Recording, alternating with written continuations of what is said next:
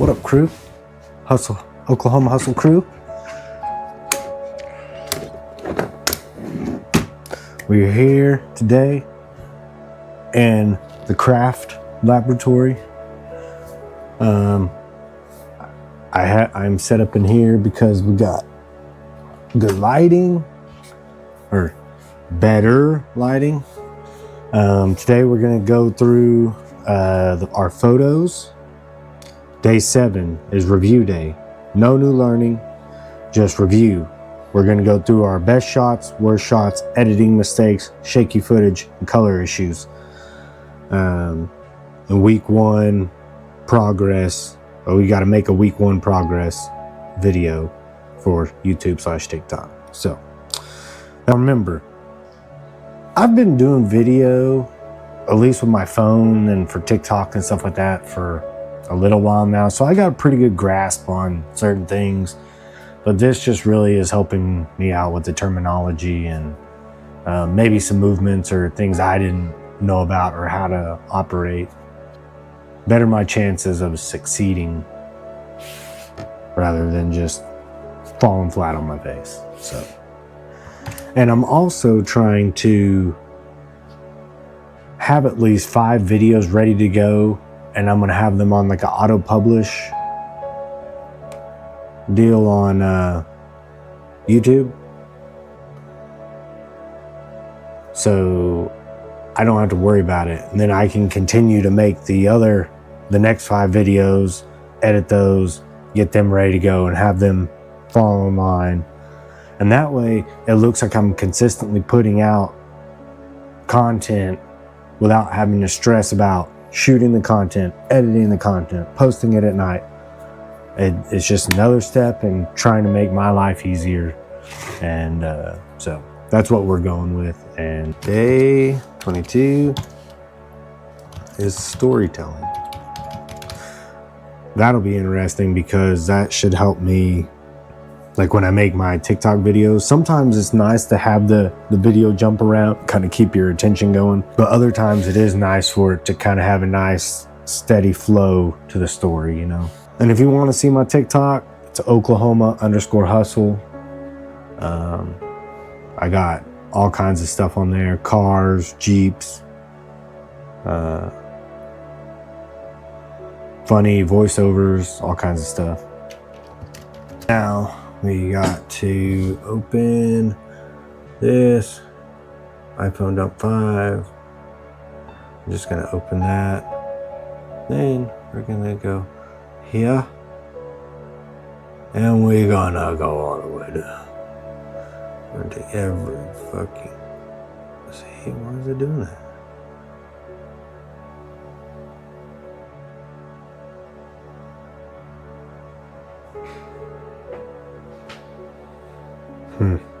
I know I'm still being recorded. Yes, yes. Thank you. Thank you for all your concerns. Can you see the cat? Look at the cat. Look at the cat.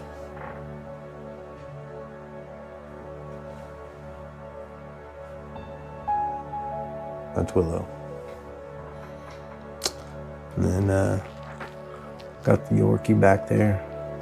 That's Stella.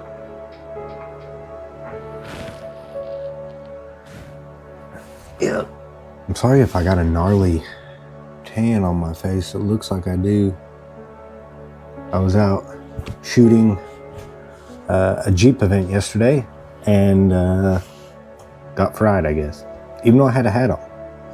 But anyway, took 1,200 photos with my iPhone. That's an eye-opener. Pretty wild.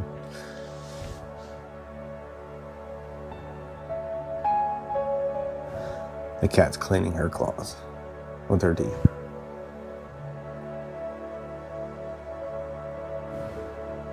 Whatever. All right, there we go. Also, if you were wondering what I'm drinking, I finally went to Scooters for the first time this past week and got the strawberry shortcake shake. It's bomb. And we are back. So right now we're just going to review said photos. This is from day 1 all the way up to day 7. I can see a big shift in my work already as far as how I'm framing up the shots and everything compared to what I was doing. So I'm really stoked about that. And that's just with the iPhone.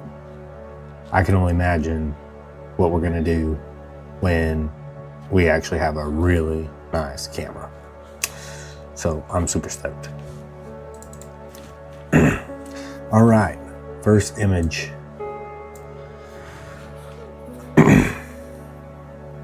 It is a picture of our dirty shop. The shot is just pretty much free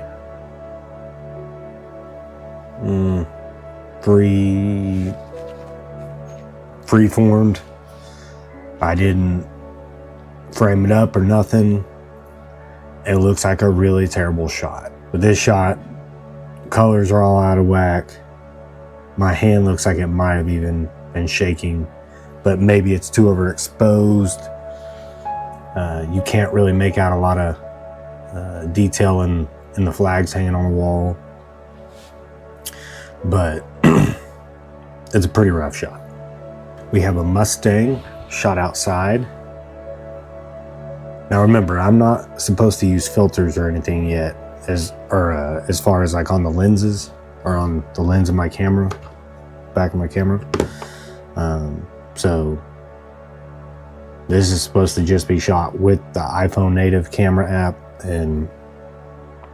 but here you can tell I tried to frame it up a little better. Obviously I know a lot of the magic happens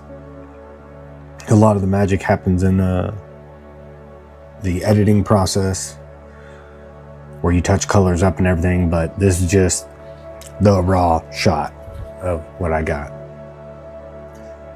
It looks like there's a lot of extra light on the car that I probably could have moved into a different position and knocked down some of it, or even turn my exposure down a little to try to get rid of some of that. But other than that, I think it's a pretty cool shot.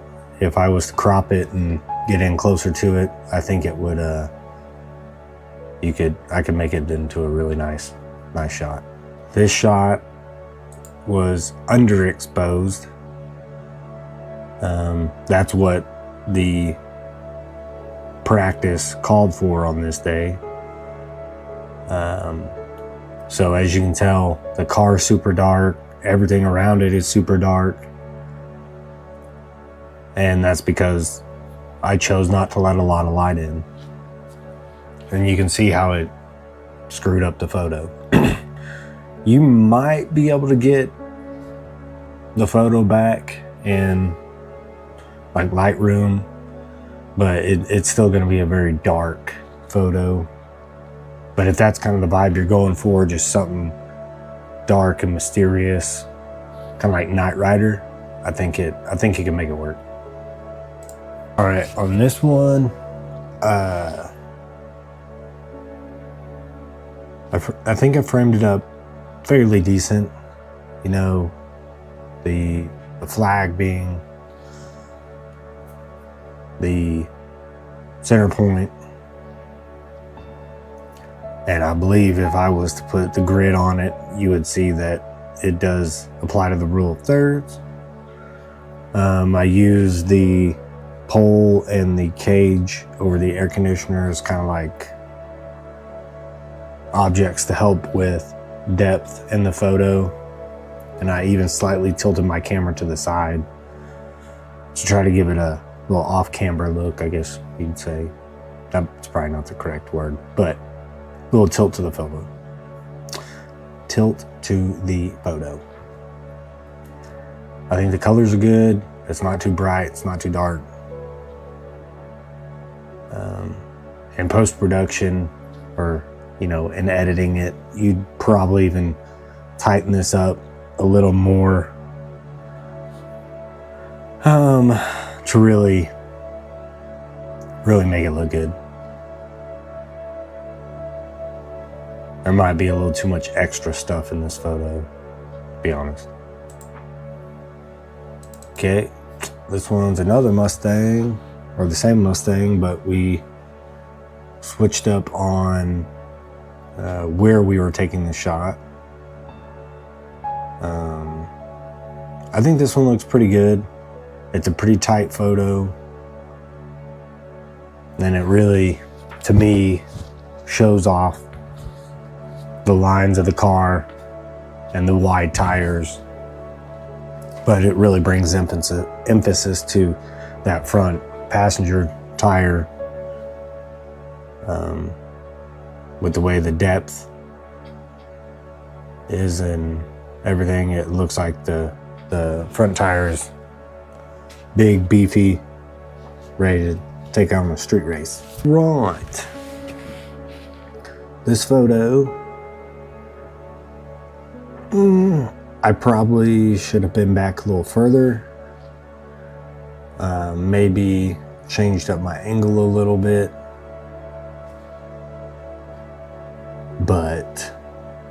And maybe even lessen the exposure just a hair, because it seems just a little bit too bright on top with that glare. And I'd probably move. Honestly, I'd move if I was doing this shot again. I'd move slightly to the right, get a better shot,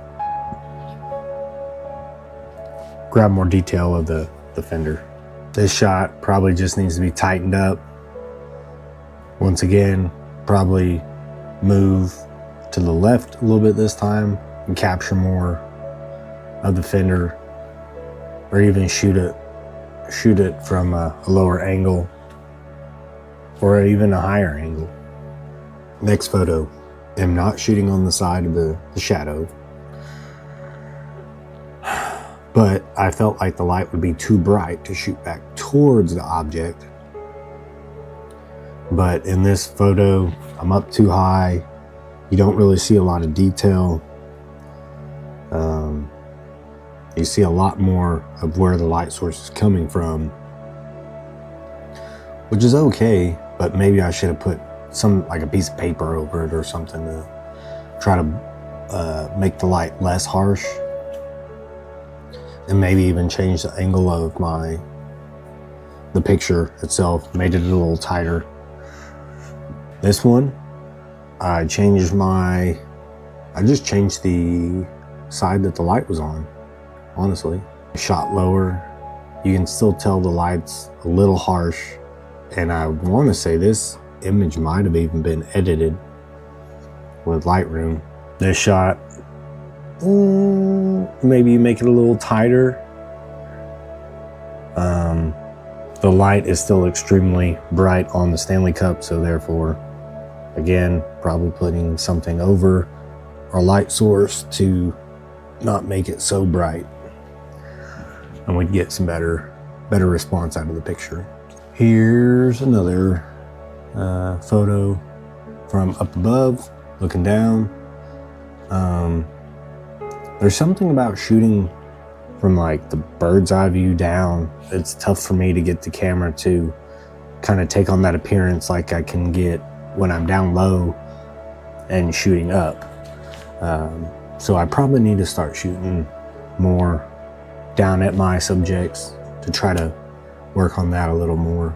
Shop photo, obviously we tighten it up and maybe tweak the colors just a little bit, or make it black and white, and it might be okay. This isn't best work.